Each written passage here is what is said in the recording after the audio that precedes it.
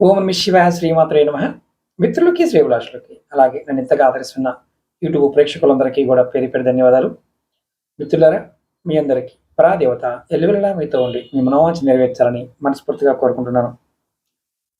ఈరోజు మనం పూర్వజన్మ శాపాలు, పాపాలు, శాపాలు ఎలా ఉంటాయి, పాపాలు ఎలా ఉంటాయి, వాటి వల్ల వచ్చే సమస్యలేంటి, వాటి నుంచి ఎలా బయటపడాలి, ఈ వీడియోలో తెలుసుకుందాం. ఇది కొంచెం లెంతీ వీడియో. మనకి జ్యోతిష గ్రంథాలలో దీని గురించి చాలా ప్రముఖంగా ప్రస్తావన ఉంది. అంటే చాలా కీలకమైన భాగం జాతకంలో కూడా. ముఖ్యంగా బృహత్ పరాశర హోర ఈ శాస్త్రంలో మనకి ఈ శాపాల గురించి వివరణ ఉంది.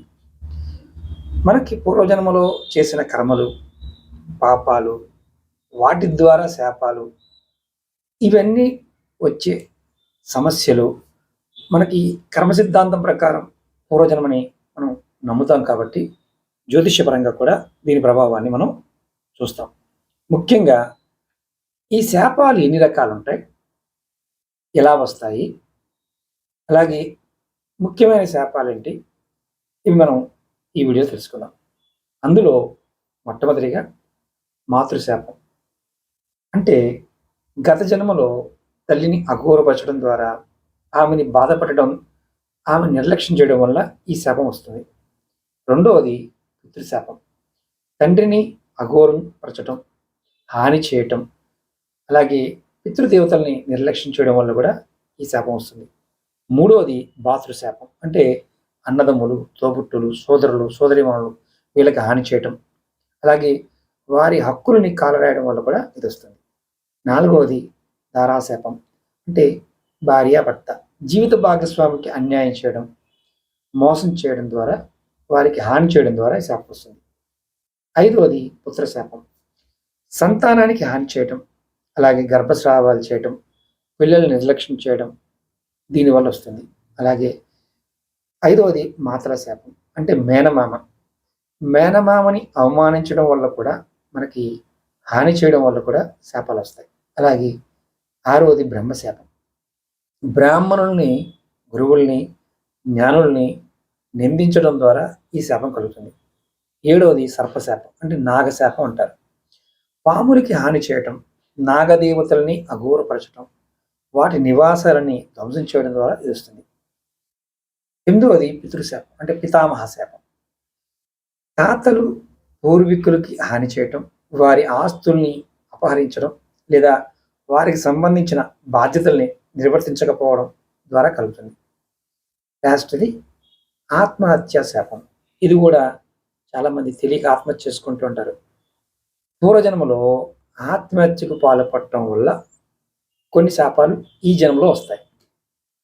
తీవ్రమైన మానసిక దోషాలు, శారీరకమైన కష్టాలు దారితీస్తాయి.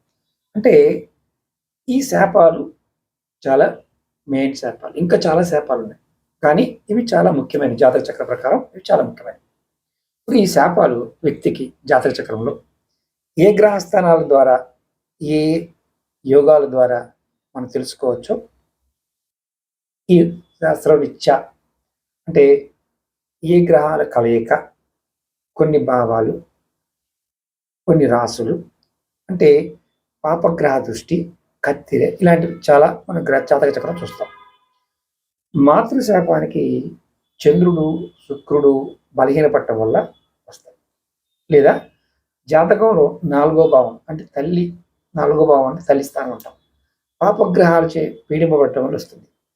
అలాగే పితృశాపానికి సూర్యుడు బలహీనంగా ఉండటం, లేదా 9వ భావంలో తండ్రి, దీన్ని ధర్మస్థానం అంటాం, ఇది పీడింపబడటం వల్ల వస్తుంది. మూడవది అంటే పుత్రస్థానం.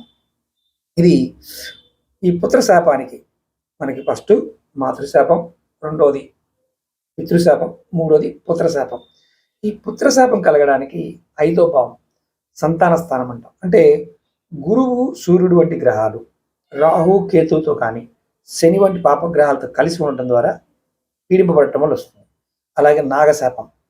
రాహువు కానీ కేతువు కానీ లగ్నంలో ఉన్న 5, 9 భావంలో ఉన్న, లేదా గురువు, కుజుడు పాపగ్రహాలతో కలిసి ఉండటం వల్ల ఈ శాపం వస్తుంది. అలాగే బ్రహ్మశాపం.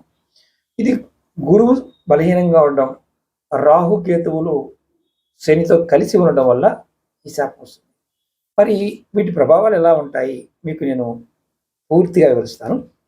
సంతానలేమి, ఆర్థిక కష్టాలు, వైవాహిక సమస్యలు, దీర్ఘకాలిక అనారోగ్యాలు, అలాగే సంబంధాలు అంటే వ్యక్తిగత సంబంధాలు దెబ్బతినడం, మానసిక అశాంతిగా ఉండటం, దురదృష్టం వెంటాడటం ఇలాంటి జరుగుతాయి.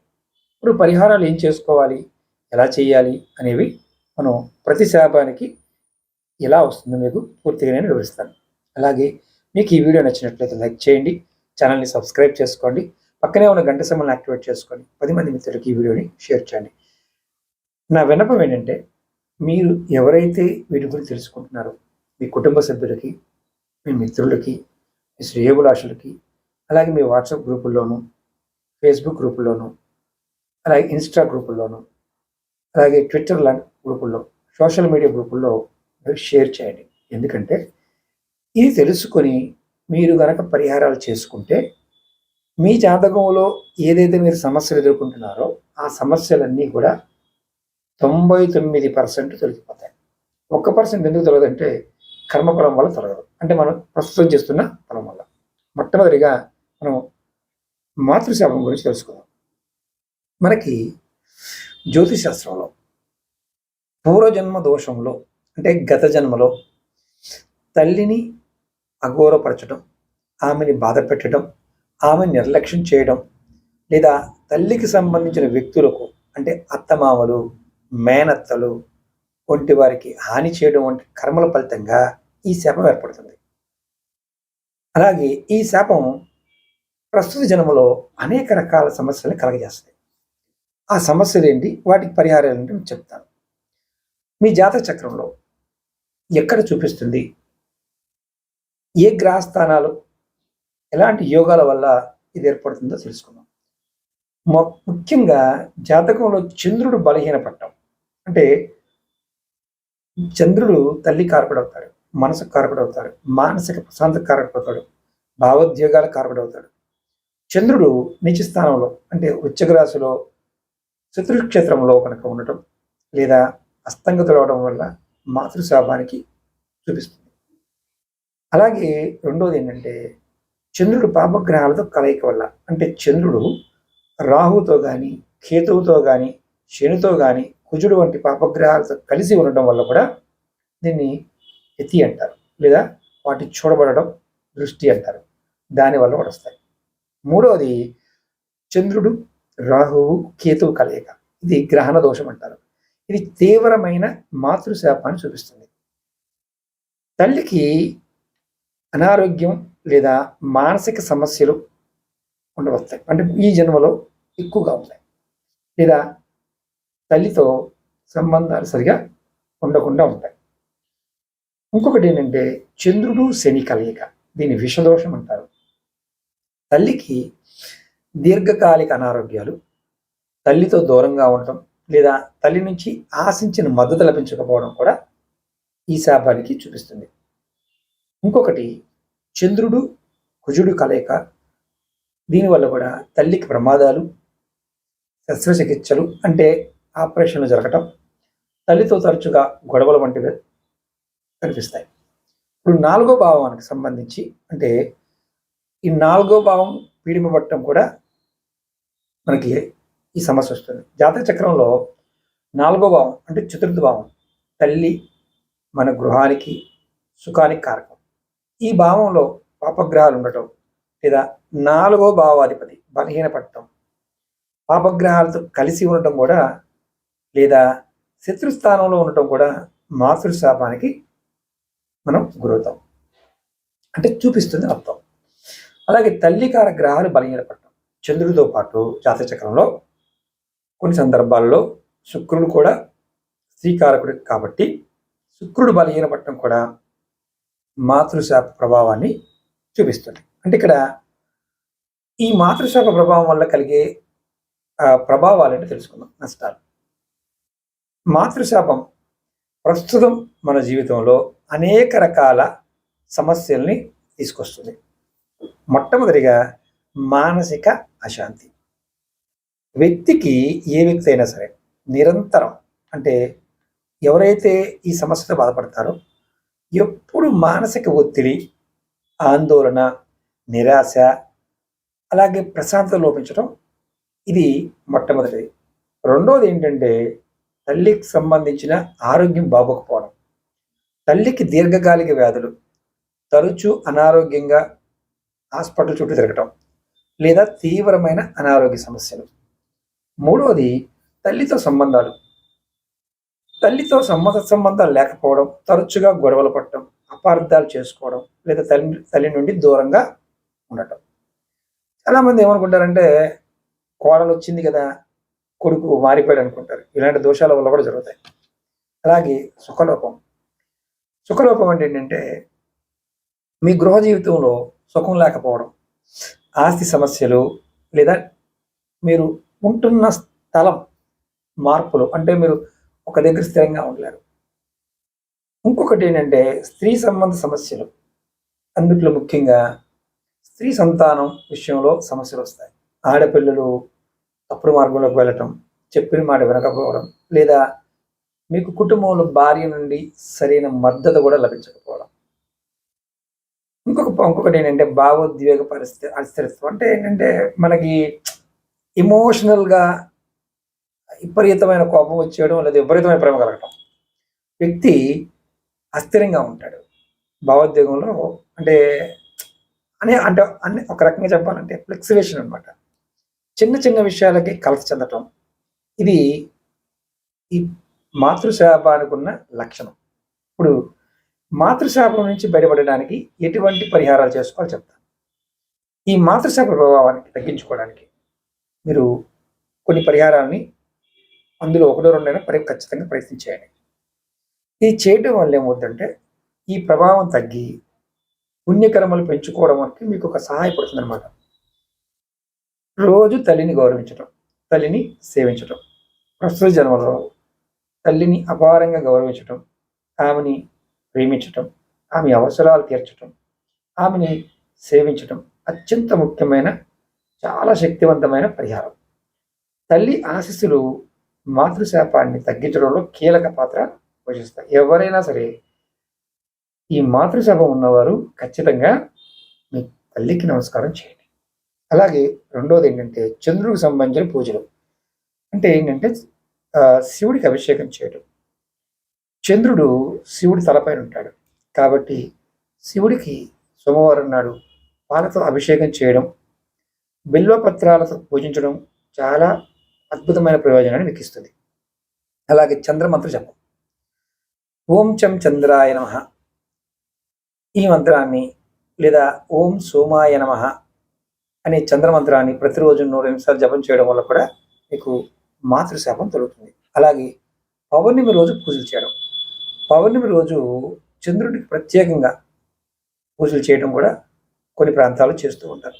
దానివల్ల కూడా పౌర్ణమి రోజు నమస్కారం చేయడం, అలాగే పాలని బయటపెట్టి నివేదన చేసి దాన్ని తర్వాత పాయసంగా చేసుకొని తీసుకోవడం కూడా మీకు ఈ మాతృశాపం నుంచి బయటపడవచ్చు.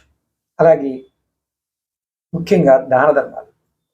సోమవారం నాడు కానీ, పౌర్ణమి రోజు కానీ పేదలకి, వృద్ధులకి మీకు ఓపిక ఉన్నంత వరకు వారికి అవసరమైనట్టు పాలు కానీ, బియ్యం కానీ, పెరుగు కానీ, వెండి కానీ, తెల్లని వస్త్రాలు కానీ, ఇలాంటివి చంద్రుడికి సంబంధించిన వస్తువుల్ని దానం చేయడం.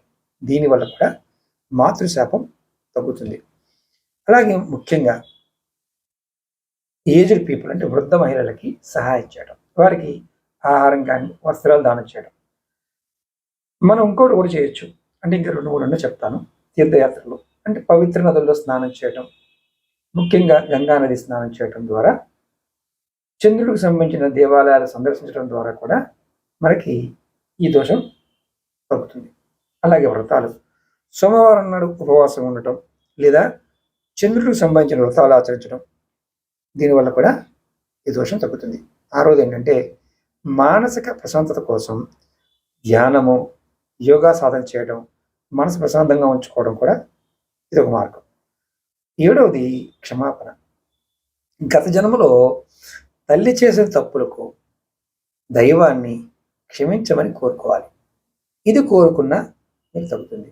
మీకు ముఖ్యంగా మాతృశాపం కానీ ఇతర పూర్వజన్మ దోషాలు వాటి పరిష్కారాలు మీరు తెలుసుకున్నప్పుడు మీ జాతక చక్రాన్ని మీరు ఎవరైనా జ్యోతిష్యుడితో పరిశీలింప చేసుకొని తర్వాత మీరు ఇటువంటివి ప్రయత్నం చేయొచ్చు. అంటే జాతక చక్రంలో మీకు ఐడియా ఉంటే ఈ చెప్పబోయే పరిహారాలని మీరు నిర్భయంగా చేయండి. మీకు ఇలా సమస్యలు జరుగుతున్నాయి అనుకోండి, ఖచ్చితంగా అలాంటి దోషాలు ఉన్నాయి కాబట్టి ఇవి రెగ్యులర్గా చేసుకోవచ్చు. ఇప్పుడు రెండోది పితృశాపం. ఈ పితృశాపం మనం ఎలా చేస్తే సమస్య నుంచి బయటపడతాం, ఎటువంటి ఇబ్బందులు ఉంటాయో మీకు నేను చెప్తాను. ముఖ్యంగా జాతక చక్రంలో పితృశాపాన్ని మనకి కొన్ని గ్రహస్థానాలు యోగాలు చూపిస్తాయి. సూర్యుడు బలహీనపడటం అంటే జ్యోతిష్ శాస్త్రంలో సూర్యుడు తండ్రికి, ఆత్మకి, ప్రభుత్వాలకి, అధికారానికి, గౌరవానికి కారకుడు. సూర్యుడు కనుక నీచ స్థానంలో అంటే తులారాశిలో శత్రుక్షేత్రంలో కనుక ఉండటం లేదా అస్తంగత ఉండటం, అంటే అస్తంగత రావడం అంటే ఏంటంటే వేరే గ్రహంతో కలిసి బలహీనపడటం. ఇలా ఉన్నప్పుడు దీన్ని మనకి పితృశాపాన్ని చూపిస్తుంది. ఇంకొకటి ఏంటంటే సూర్యుడు పాపగ్రహాలతో కలయిక, రాహుకేతులతో కానీ, శనితో కానీ, కుజుడితో కానీ కలిసి ఉండటం కూడా ఈ ప్రభావం వస్తుంది, అంటే తీవ్రమైన శాపాన్ని చూపిస్తుంది. అలాగే సూర్యుడు రాహుకేతువులు కలయిక అంటే గ్రహణ దోషం ఉంటుంది. ఇది తీవ్రమైన పితృశాపంగా పరిగణించాలి.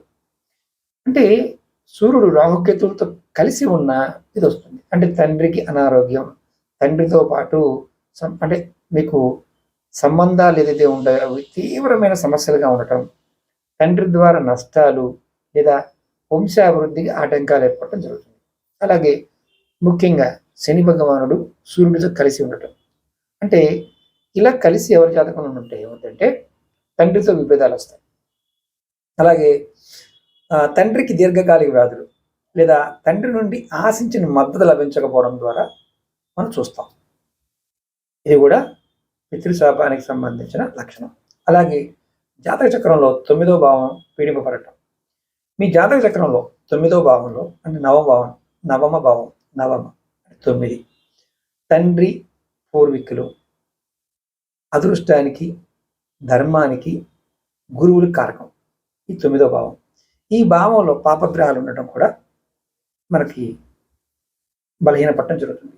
పాపగ్రహాలతో కలిసి ఉండటం వల్ల కూడా లేదా శత్రుస్థానంలో ఉండటం వల్ల కూడా పితృశాపాన్ని చూపిస్తుంది. అలాగే గురువు బలహీనపడటం. జాతకంలో రవి గురువులు చాలా చాలా ఇంపార్టెంట్. పాపగ్రహాలతో కలిస్తే వీళ్ళు పాపగ్రహాల కంటే ఎక్కువ ప్రభావాన్ని మనకిస్తారు. గురువు కనుక బలహీనంగా ఉన్నప్పుడు అంటే పూర్వీకులకి జ్ఞానానికి సంబంధించి, సంతానానికి సంబంధించి కారకుడు కాబట్టి గురువు బలహీనపడటం అంటే గురువు పాపగ్రహాలతో కలిసి ఉండటం పితృశాప ప్రభావానికి మనకి కనిపిస్తుంది అనమాట. ముఖ్యంగా సంతానం కానీ వంశ వృద్ధి విషయంలో ఈ ప్రభావం కనిపిస్తుంది. ఇప్పుడు పితృశాపం వల్ల కలిగే నష్టాలని తెలుసుకుందాం. మొట్టమొదటిగా సంతానలేమి, ఆరోగ్య సమస్యలు. సంతానలేమి, సంతాన సమస్యలు, ఆరోగ్య సమస్యలు, పిల్లలు కలగకపోవడం, గర్భస్రావాలు జరగడం లేదా పుట్టిన పిల్లలు ఎప్పుడూ ఏదో ఒక అనారోగ్య సమస్యతో బాధపడటం, ఇది కూడా పితృదోషం వల్ల కలిగే ఒక సాధారణమైన తీవ్రమైన ప్రభావాల్లో ఒకటి. ఇప్పుడు డబ్బు గురించి, ఆర్థిక సమస్యలు. ఎంత కష్టపడినా ఆర్థికంగా నిలదొక్కుకోకపోవడం, నష్టాలు, అప్పులు చేయడం, అప్పులు తీరకపోవడం కూడా ఈ పితృశాపం వల్ల వస్తాయి. అలాగే మూడవది వంశ అభివృద్ధికి ఆటంకాలు రావడం. అంటే కుటుంబంలో చాలా మందికి ఏంటంటే ఇక్కడ సమస్య ఉంటుంది. పెళ్ళిళ్ళు అవ్వడం లేదు అనే దానికి చాలామంది ఏమనుకుంటారంటే రాహుకేతువులే కారణం అనుకుంటారు. పితృశాపాల వల్ల కూడా పెళ్ళిళ్ళు కావు. ఈ కుటుంబాల్లో వివాహాలు చాలా ఆలస్యంగా చేసుకుంటారు లేదా సంబంధాలు చూసినా రావు. అలాగే వంశం అంటే ఇక మగపిల్లలు పుట్టరు ఈ పితృసభ ఉన్నప్పుడు. వంశం ముందుకు సాగకపోవడం కూడా జరుగుతుంది. అలాగే ఇంకొకటి ముఖ్యంగా ఆరోగ్య సమస్యలు, దీర్ఘకాలికమైన రోగాలు, వ్యాధులు, ముఖ్యంగా ఎముకలు, కళ్ళు, గుండె సంబంధ సమస్యలు వస్తాయి. ఇది సూర్యుడికి కారకత్వాలు కాబట్టి.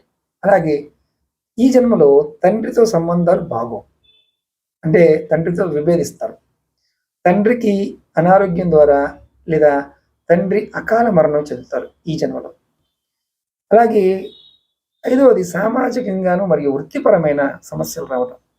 సమాజంలో గౌరవం లభించకపోవడం ఒకటి, ప్రభుత్వంతో సమస్యలు రావడం, వృత్తిలో స్థిరత్వం లేకపోవడం జరుగుతుంది. అలాగే మానసికమైన అశాంతి, నిరంతరం ఆందోళన, నిరాశ, ప్రశాంతత లోపించడం కూడా ఈ పితృశాపానికి సంబంధించిన ఒక సమస్య. ఇప్పుడు మనం ఈ పితృశాపం ఎలా నివారణ చేసుకోవాలో తెలుసుకుందాం. 1, పితృగణములు చేసుకోవడం. ఎలా? తిలాతర్పణం ప్రతి అమావాస్యకి లేదా పితృపక్షంలో భాద్రపద బహుళ పాడ్యమి నుండి అమావాస్య వరకు పితృదేవతలకి నువ్వులతో తర్పణ ఇవ్వటం. 2వది శార్దకర్మలు, పూర్వీకులు అంటే వారి తిథుల ప్రకారం శార్దకర్మ చేసుకోవడం. వార్షికము, ఆప్తికాలు నిర్వర్తించుకోవడం, అంటే మాసికం అంటాం, నెలకి సంబంధించి 6 నెలలకు సంబంధించి ఇలా కొంతమంది చేస్తూ ఉంటారు. అలాగే ముఖ్యంగా పిండ ప్రదానం, గయ కానీ, కాశీ కానీ, రామేశ్వరం వంటి పుణ్యక్షేత్రాల్లో పిండ ప్రదానం చేయడం. మీకు లేదా మీ దగ్గరలో నదులు కానీ, కాలువలు కానీ అక్కడ కూడా చేయొచ్చు. అలాగే 2వది పితృదేవతలను పూజించడం, ఇంటి పెద్దల్ని ముఖ్యంగా తండ్రిని గౌరవించడం, వారి ఆశీర్వాదాలు తీసుకోవడం. 3వది సూర్యుడికి సంబంధించిన పూజలు. మీరు ఏం చేసినా చేయకపోయినా సూర్యుడికి నమస్కారం చేయడం. ఇలా 2 చేతులు పైకెత్తి సూర్యుడికి ప్రతిరోజు ఉదయం సూర్య నమస్కారం చేయటం వల్ల మీకు పితృదోషాలు దొరుకుతాయి, ఈ పితృశాపాలు కూడా దొరుకుతాయి. అలాగే ముఖ్యంగా ఆదిత్య హృదయం పారాయణ చేయడం. ప్రతిరోజు మీకు ఓపిక ఉంటే ఆదిత్య హృదయాన్ని పఠించడం వల్ల మీకు ఈ దోషం తొలుగుతుంది. అలాగే సూర్యమంత్ర జపం. మీరు సూర్యమంత్రాన్ని బీజమంత్రం చేయవచ్చు, లేదా ఓం సూర్యాయ నమః అనే మంత్రాన్ని కూడా ప్రతిరోజు జపం చేసుకోవచ్చు. ఆదివారం నాడు గ్రహణ సమయంలో కానీ సూర్యుడికి ప్రత్యేక పూజలు చేయడం ద్వారా కూడా మనం ఈ పితృ శాపాలను తొలగించుకోవచ్చు. 4వది దాన ధర్మాలు. ఆదివారం నాడు లేదా సంక్రాంతి రోజు గోధుమలు, బెల్లము, ఎర్రని వస్త్రాలు, రాగి పాత్రలు ఇటువంటివి సూర్యుడికి సంబంధించిన వస్తువుల్ని దానం చేయడం. పేదలకి, అనాథలకి, వృద్ధులకి అన్నదానం చేయడం. బ్రాహ్మణులకి లేదా ఎవరైతే అర్హత ఉంటుందో వారికి దానం చేయడం. అలాగే ఇంకొకటి కొంచెం ఖర్చు పెట్టుకోగలిగితే రుద్రయాగం, అంటే శివుడికి రుద్రాభిషేకం, రుద్రయాగం నిర్వహించడం. ఎందుకంటే శివుడు కాలపురుషుడు కాబట్టి మన కర్మల్ని ఆయన నియంత్రిస్తాడు. అలాగే 6వది రావి చెట్టు ప్రదక్షిణ. నేను చాలా వీడియోలు చెప్తూ వస్తాను.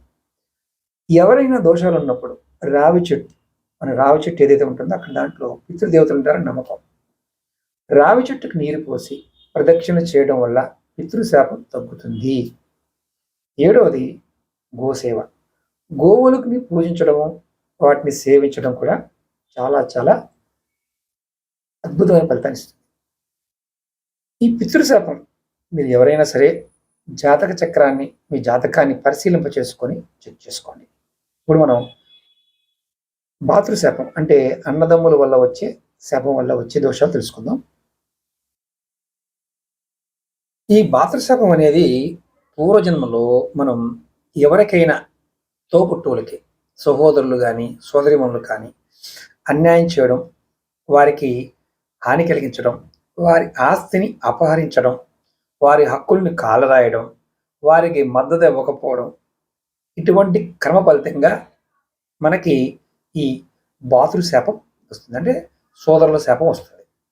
ఈ శాపం ప్రస్తుత జన్మలో ఎటువంటి ప్రభావం చూపిస్తుందంటే సోదర సంబంధాలలోనూ, ధైర్య సాహసాల్లోనూ, ఆస్తి వ్యవహారాల్లోనూ ఇది సాధారణ వ్యక్తిగత విజయాల్లో ఆటంకాలు కలిగేస్తుంది. నేను చెప్పేది మీకు అర్థమవుతుంది అనుకుంటున్నాను. ఒకవేళ మీరు అర్థం కాకపోతే కామెంట్ రూపంలో తెలియచేయండి. నేను మీకు చాలా స్పష్టంగా, స్లోగా, పరిగెత్తకుండా అంటే స్పీడ్‌గా కాకుండా అర్థమయ్యే విధంగా చెప్తున్నాను. మీకు ఎవరికైనా సరే అర్థం కావడం లేదు అనుకునే వారికి గుర్తుంచుకోండి. మీరు జాతకాన్ని పరిశీలింప చేసుకొని మీ జాతకంలో ఉంటే చెక్ చేయించుకోండి. ఇప్పుడు ఎలా ఏ గ్రహాల వల్ల, ఎలాంటి గ్రహస్థానాల వల్ల ఇది ఏర్పడుతుందో చెప్తాను. జాతకంలో కనుక కుజుడు బలహీనంగా ఉంటే సోదరులు, ధైర్య సాహసాలు, భూమికి సంబంధించినవి, ఆస్తికి సంబంధించి పట్టుదల మరియు అంటే శక్తికి కారకుడు కాబట్టి కుజుడు నీచ స్థానంలో అంటే కర్కటక రాశిలో శత్రుక్షేత్రంలో కనుక ఉండటం వల్ల లేదా హస్తగత్యం పొందడం వల్ల అంటే పాపగ్రహాలతో కలిసి ఉండటం వల్ల ఈ శాపం చూపిస్తుంది. పాపగ్రహాలు అంటే ఏంటంటే కుజుడు కూడా పాపగ్రహే. కుజుడు, రాహువు, కేతువు, శని ఈ 4 గ్రహాలతో కలిసి ఉంటే వాటిని చూడడం వల్ల అంటే దృష్టి తీవ్రమైన ఇది సోదర శాపాన్ని చూపిస్తుంది. అలాగే కుజుడు, రాహువు, కేతువు కలయిక తోబుట్టువులతో తీవ్ర విభేదాలు అంటే ఆస్తి తగాదాలు, ముఖ్యంగా వాటి వల్ల కేసులు అవ్వటం, వాటి వల్ల నష్టం అంటే చూపిస్తుంది. కుజుడు, శని కనుక కలిసి ఉంటే తోబుట్టువులతో దూరము, వారి మధ్యలో అంటే అన్నదమ్ముల మధ్యలో సరైన సంబంధాలు లేకపోవడం, అలాగే తోబుట్టువుల కష్టాలు వంటివి కనిపిస్తాయి. అంటే ఒకవేళ కలిసి ఉన్నా తోబుట్టువులకి ఎప్పుడు ఏదో కష్టం ఉంటుంది అనమాట. అలాగే 3వ భావం పీడింపబడటం. జాతక చక్రంలో 3వ భావం అంటే తృతీయ భావం తోబుట్టువులకు సంబంధించింది. ముఖ్యంగా చిన్నవాళ్ళు, మీకంటే చిన్నవాళ్ళు, మనకంటే చిన్నవాళ్ళకి వాళ్ళకి ధైర్యానికి సంబంధించి కమ్యూనికేషన్ మాట్లాడే విషయంలో కానీ, చిన్న ప్రయాణాలకి చిన్న ఇక్కడి నుంచి అక్కడికి వెళ్ళడానికి కూడా కారకత్వం వస్తాడు. ఈ భావంలో పాపగ్రహాలు ఉండటం వల్ల ఏమవుతుందంటే ఈ 3వ భావాధిపతి బలహీనపడతాడు.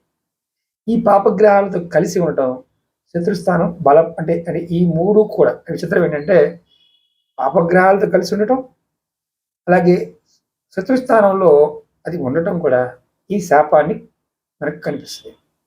అలాగే జాతక చక్రంలో 11వ భావం కనుక మనకి పీడింపబడుతూ ఉంటే మనకి పెద్దవాళ్ళు, మనకన్నా పెద్దవాళ్ళు అంటే తోబుట్టువులు వాళ్ళకి లాభాలకి అంటే వాళ్ళకి సంబంధించిన కోరికలకు సంబంధించి అంటే లాభాలకు సంబంధించిన విషయాలు అంటే వ్యాపారంలో కావచ్చు, ఇలాంటి వాటికి కోరికలకు సంబంధించిన కారకత్వం వహిస్తుంది. ఈ భావం కనుక పీడింపబడితే తోబుట్టువులతో సంబంధాలు, సమస్యలు వస్తాయి. ఇప్పుడు ఈ శాపం వల్ల కలిగే ప్రభావాలని తెలుసుకుందాం. మొట్టమొదటిగా తోబుట్టువులతో సంబంధాలు దెబ్బతింటాయి. అంటే సోదరిమణులతో తరచుగా గొడవలు, అపార్థాలు, ఆస్తి తగాదాలు. మీకు ఆస్తి తగాదాలు ఉన్నాయంటే ఖచ్చితంగా మీకు పూర్వజన్మలో సోదర శాపం, భాతృశాపం ఉందని అర్థం. వారికి దూరంగా ఉంటారు. అలాగే ఈ శాపం ఉన్న వారికి ధైర్యము, సాహసం లోపిస్తాయి. ఆత్మవిశ్వాసం తగ్గిపోద్ది. భయపడటం, అనుకున్న పనులు సాధించడంలో వెనకడుగు వేయడం కూడా దీనివల్ల జరుగుతాయి. అలాగే ఆర్థిక నష్టాలు కూడా బాగా ఎక్కువగా ఉంటాయి. ఆస్తి సమస్యలు, భూమికి సంబంధించి ఆస్తి సంబంధిత వివాదాలు, నష్టాలు దీనివల్ల వస్తాయి. అలాగే ప్రమాదాలు, అలాగే దెబ్బలు బాగా తగులుతాయి. ఎప్పుడు ఏదో ఒక దెబ్బ తగలటం, ఏదో ప్రమాదానికి గురవటం, శరీరం మీద గాయాలు కావటం, ఆపరేషన్లు జరగడం జరుగుతాయి. అలాగే సొంతగా నిలబడలేకపోవడం అంటే జీవితంలో స్వయం కృషి ద్వారా విజయం సాధించడంలో ఆటంకాలు వస్తాయి. ఎవడో ఒకరు సహాయం చేయాలి అన్న భావంతో ఉండటం. అలాగే అప్పులు, ఇది ఎవరికైతే దోషం ఉంటుందో అంటే ఈ శాపం ఉంటుందో అప్పులు, ఆర్థిక చిక్కులు ఎక్కువగా ఉంటాయి.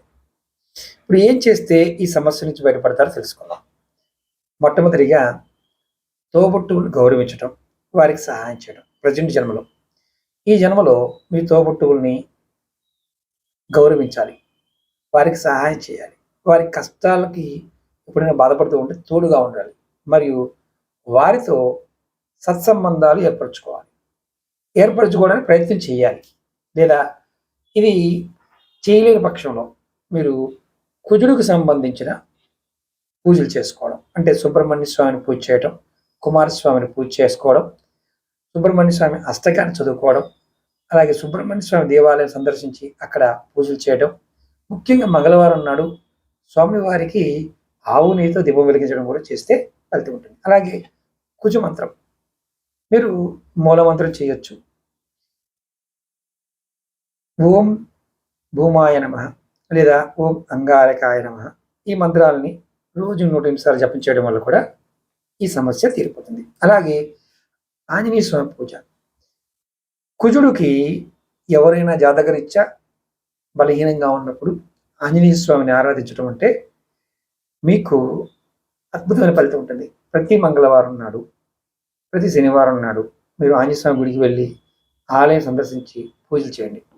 దాన ధర్మాలు చేయడం. మంగళవారం నాడు అంటే దానం చేయాలనుకున్నప్పుడు మీరు ఏదైనా మంగళవారం నాడు కానీ కుజుడికి సంబంధించిన నక్షత్రాలు మృగశిర, చిత్త, ధనిష్ట, పేదలకి, సైనికులకి, పోలీసులకి, అవసరమైన వారికి ఎర్రటి పప్పు, కందిపప్పు, ఎర్రని కందిపప్పు ఉంటుంది, అది కందిపప్పు, వస్త్రాలు, బెల్లము, అలాగే కత్తులు లాంటివి కుజుడికి సంబంధించిన వస్తువులు దానం చేయడము, అలాగే రక్తదానం చేయడము ఒక మంచి పరిహారంగా చెప్పచ్చు. అలాగే రుణ విమోచన మంగళ స్తోత్రం. ఈ స్తోత్రాన్ని నిత్యం పఠించడం వల్ల కూడా రుణ బాధలు, అలాగే కుజదోషం కూడా తగ్గుతుంది. క్షమాపణ. మీరు గత జన్మలో తోబుట్టువులకు చేసిన తప్పులకి మీరు దైవాన్ని క్షమించమని ప్రార్థించండి. అలాగే గత కర్మలు అర్థం చేసుకోవడానికి, వాటి ప్రభావాలు తగ్గించుకోవడానికి ధ్యానము, ఇతర ఆధ్యాత్మికమైన సాధనలు చేయడం చాలా మంచిది. ఇది మీరు జాతక చక్రాన్ని చేసుకుంటే చాలా మంచి ఫలితాలు ఉంటాయి. ఒకవేళ మీకు ఇలా నిజంగా రెగ్యులర్గా జరుగుతుంది అనుకోండి, జాతక పరీక్షలు చేయించుకోండి. ఇప్పుడు ధారాశాపం అంటే, ఈ ధారాశాపం అంటే ఏంటి? ఇది భార్య భర్త, అంటే భార్య భర్తని మోసం చేసిన, భర్త భార్యని మోసం చేసిన ఈ శాపం వస్తుంది. గత జన్మలో కనుక మనం జీవిత భాగస్వామికి అన్యాయం చేయడం ద్వారా, ఈ మోసం చేయడం ద్వారా, వారికి హాని చేయడం ద్వారా, ఈ వారికి సంబంధించిన బాధ్యతల్ని మనం సక్రమంగా నిర్వర్తించకపోవడం వంటి కర్మ ఫలితం కారణంగా ఈ శాపం ఏర్పడుతుంది. అలాగే చాలా ముఖ్యమైనది అక్రమ సంబంధాలు లేదా వైవాహిక జీవితంలో ధర్మాన్ని పాటించకపోవడం. అంటే భర్త భార్యని శారీరకంగా సుఖపెట్టకుండా హింసించటం, భార్య భర్తని శారీరకంగా సుఖపెట్టకుండా హింసించడం కూడా ఈ శాపానికి దారితీస్తుంది. ఈ శాపం ప్రస్తుత జన్మలో వైవాహిక జీవితంలో సంబంధ బాంధవ్యాలు, అలాగే సాధారణ భాగస్వామి విషయాల్లో తీవ్రమైన ఆటంకాలను కలుగజేస్తాయి. మరి ఈ శాపాన్ని మనకి ఎటువంటి సంకేతాల ద్వారా మనం గుర్తించవచ్చు? జాతక చక్రంలో మనం శుక్రుడు బలహీనపడటం కూడా దీనికి ఒక కారణంగా చెప్పవచ్చు. శుక్రుడు ప్రేమ, వివాహ సంబంధాలు, సుఖాలు, సౌందర్యము ఇలాంటి ఐశ్వర్యానికి కారకుడు. శుక్రుడు గనక నీచ స్థానంలో కన్యా రాశిలో, అలాగే శత్రుక్షేత్రంలో కనుక ఉండటము, లేదా సూర్యుడికి దగ్గరగా ఉండి బలహీనపడటం, దీన్ని ధారాశాపాన్ని చూపిస్తుంది. అలాగే శుక్రుడు పాపగ్రహాలతో కలయిక. శుక్రుడు కనుక రాహువుతో కానీ, కేతువుతో కానీ, శనితో కానీ, కుజుడితో కలిసి ఉంటే వాటిని చూస్తూ ఉన్న, అంటే దృష్టి వాటి మీద ఉన్న తీవ్రమైన శాపాన్ని చూపిస్తుంది. అంటే భార్యాభర్తల మధ్య ధారాశాపాన్ని చూపిస్తుంది. అలాగే శుక్రుడు, రాహువు, కేతువు కలయిక మీ వైవాహిక జీవితంలో ఇది కనుక ఇలా ఉంటే తీవ్రమైన గందరగోళం, మోసం చేసుకోవడం, అలాగే వివాహేతర సంబంధాలు లేదా విడాకులు వంటివి కలుగుతాయి. శుక్రుడు శని కలయిక వివాహం ఆలస్యం కావడం, భాగస్వామితో, అంటే భాగస్వామి పెళ్ళయిన తర్వాత వయసులో తేడాలు, 15 సంవత్సరాల తేడాతో పెళ్లి చేసుకోవడం, ఇలాంటి జరుగుతాయి. సంబంధంలో అంటే ఇద్దరి మధ్యలో అనుకున్నంత ఆప్యాయత లేకపోవడం, లేదా భాగస్వామికి ఏదో ఒక దీర్ఘకాలిక అనారోగ్యాన్ని వెంటాడుతూ ఉండటం కూడా జరుగుతుంది. అలాగే శుక్రుడు కుజుడు కలవటం వల్ల తరచు గొడవలు, కోపము, లైంగిక సమస్యలు వస్తాయి. అంటే చాలామందికి తెలియదు ఇవన్నీ. అంటే మనం ఏమనుకుంటామంటే ఎవరో చెప్పుడు మాటల వల్ల జరుగుతాయి అనుకుంటాం. జాతకంలో ఉన్న శాపాల వల్ల జరుగుతాయి. అలాగే జాతక చక్రంలో 7వ భావం పీడింపబడటం. అంటే 7వ భావం కళత్రయ స్థానం అంటాం. అంటే వివాహము, జీవిత భాగస్వాముల మధ్య బహిరంగ శత్రుత్వ కారణాలు. అంటే ఎలా ఉంటుందంటే భార్యాభర్తలు ఇద్దరూ కూడా నలుగురు ముందు నోటుకు వచ్చినట్టు తిట్టుకుంటూ ఉంటారు. శత్రుత్వంగా ఉంటారు. అసలు మామూలుగా ఉండదు.